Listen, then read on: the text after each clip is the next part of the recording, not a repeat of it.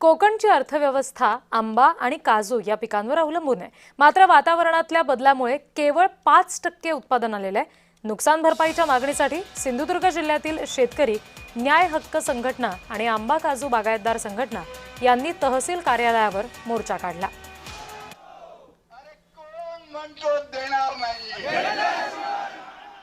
2 महिने चालू आहे आणि आज तुम्ही सांगताय की आज आम्ही आश्वासनं दिली आहेत, पण लेखी कोणी काय दिले ते आमच्या समोर आणावं। ज्या दिवशी जी काय मुंबईला जी मीटिंग झाली, आम्हाला कुठच्या ज्या शेतकऱ्यांना विश्वासात न घेत आज मी एक शेतकरी म्हणून आलोय, शेतकरी बांधव म्हणून।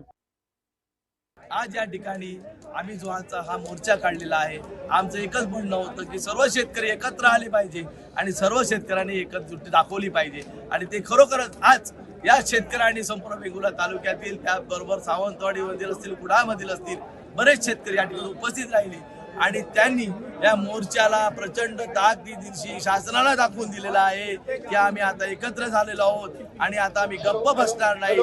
आम्हाला आता नुकसान भरपाई मिळाली पाहिजे। आम्हाला कुठल्याही पद्धतीचा दिलासा मिळाला नाही तर 12 तारीखच्या आंदोलनावरती पूर्ण सिंधुदुर्ग जिल्हा शेतकरी हे ठाम आहेत। त्याचबरोबर इकडच्या वेंगुर्ल्यातल्या शेतकऱ्यांना अजून 1-2 गोष्टी मी सांगू इच्छितो की त्या दिवशी आमच्या मंचावरती काही अशाही गोष्टी झाल्या, ज्या गोष्टी म्हणजे औषध केमिकल कंपन्यावाले आपल्याला खूप दुकानदार फसवतात। तर आम्ही एक असं डिक्लेरेशन केलंय की 40% वरती जी काही 40% मुद्दल जी असेल तेवढीच त्यांची द्यायची। 40% वरती कुठल्याही शेतकऱ्यांनी 1ही रुपया औषध दुकानदारांना देऊ नये। प्रतिनिधी सुरेश कौलगेकर सध्या आपल्याशी जोडले गेलेले आहेत, त्यांच्याकडून तपशील घेऊयात। सुरेश, आंबा आणि काजू उत्पादकांना दिलासा मिळू शकेल अशी चर्चा कुठली प्रशासनाच्या स्तरावर झालेली आहे का? कुठला दिलासादायक तोडगा त्यातून निघालाय का?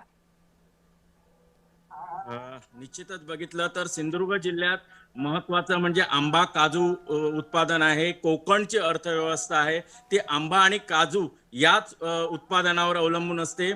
त्यामुळे कोकण आणि कोकणात आंबा आणि काजू हे अर्थकारण ठरणारं पीक आहे। मात्र यावर्षी बघितलं तर लहरी जे वातावरण आहे त्याचा परिणाम आहे तो आंबा आणि काजूवर बसलेला आहे। केवळ 5% उत्पादन हे सध्या शेतकऱ्यांच्या हातात आहे। मात्र सध्या जर बघितलं तर शासनाकडून या संदर्भात बघितलं तर अद्यापपर्यंत कोणती कार्यवाही करण्यात आलेली नाही। मात्र ज्यावेळी पालकमंत्री नितेश राणे यांनी मुख्यमंत्र्यांची भेट घेतली आणि त्यानंतर या संदर्भात जो महत्त्वाचा निर्णय आहे तो होताना पाहायला मिळतोय। कृषी विभागाकडून या संदर्भात पंचनामे आहेत ते करण्याची जी कार्यवाही आहे ती सुरू करण्यात आलेली आहे।